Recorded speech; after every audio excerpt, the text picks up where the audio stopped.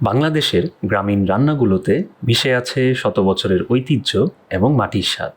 আপনি যদি কখনো ছোট ছোট মফস্বল শহর কিংবা গ্রামের হোটেলগুলোতে যান, সেখানে আধুনিক ফাস্টফুড কিংবা রেস্টুরেন্টের মতো জাঁকজমক, আধুনিক খাবারের মেনু এগুলোর কিছুই হয়তো পাবেন না, কিন্তু যা পাবেন তা হলো খাঁটি বাঙালি স্বাদ এবং ঘ্রাণ।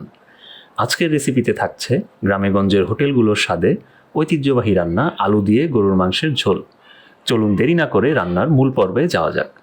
এখানে 1 কেজি গরুর মাংস নিয়েছি। রান্নার আগে মাংসগুলোকে ম্যারিনেট করে নেব।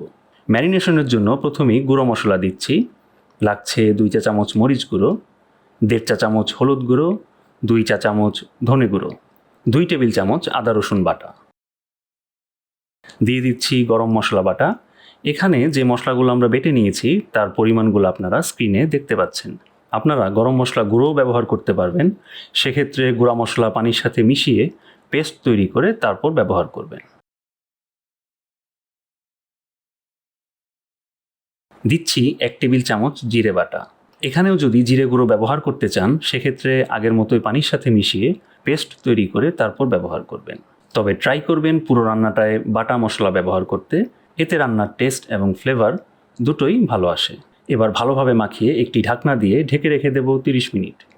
যেহেতু আজকের রান্নাটায় আমরা আলু ব্যবহার করব, তাই প্রথমে আলুগুলোকে ভেজে নিতে হবে। এখানে বড় সাইজের 3টি আলু নিয়েছি এবং প্রতিটি আলু 4 টুকরো করে কেটে নিয়েছি। এবার লাল হয়ে আসার আগ পর্যন্ত ভেজে নেব। এরকম লাল হয়ে আসলে আলুগুলোকে তুলে রাখব। 1 কেজি মাংসের জন্য তেল ব্যবহার করছি হাফ কাপ। দিচ্ছি 2টো বড় সাইজের তেজপাতা। প্রথমে পেঁয়াজগুলো একটু ভেজে নেব। এখানে 250 গ্রাম পেঁয়াজ একটু বড় বড় করে কেটে নিতে হবে। এভাবে কাটলে কিন্তু পেঁয়াজটা মাংসের সাথে সহজেই গলে যায়। পেঁয়াজগুলো যখন এরকম নরম হয়ে আসবে, তখন আমাদের ম্যারিনেট করে রাখা মাংসটা এখানে দিয়ে দেব।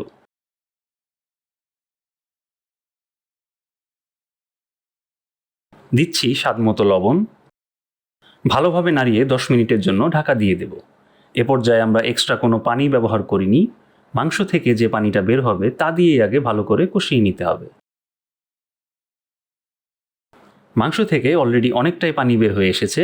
এবার একটু নাড়িয়ে আবার ঢাকা দিয়ে দেব এবং যতক্ষণ না পানিটা সম্পূর্ণ শুকিয়ে যাচ্ছে ততক্ষণ এভাবেই রান্না করে নেব। তবে মাঝে মাঝে ঢাকনাটি তুলে অবশ্যই একটু নাড়িয়ে দিতে হবে, যেন মাংসটা নিচে প্যানের গায়ে লেগে বা পুড়ে না যায়। তাহলে কিন্তু রান্নার টেস্ট কখনোই ভালো আসবে না।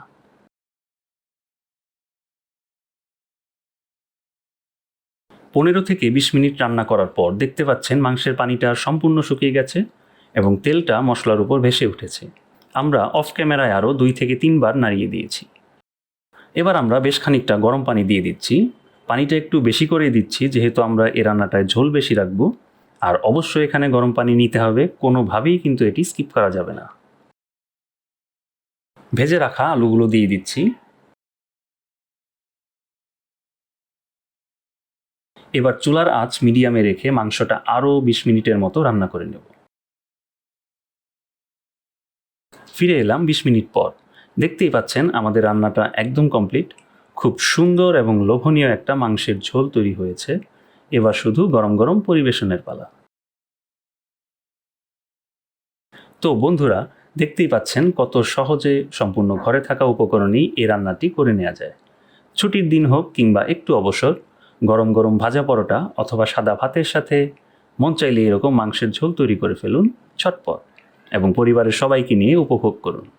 এরকম সহজে সুস্বাদু সব রান্নার রেসিপিগুলো পেতে অবশ্যই উপরের আই বাটনে ক্লিক করে আমাদের চ্যানেলের অন্যান্য ভিডিওগুলো ঘুরে আসতে ভুলবেন না। ধন্যবাদ সবাইকে।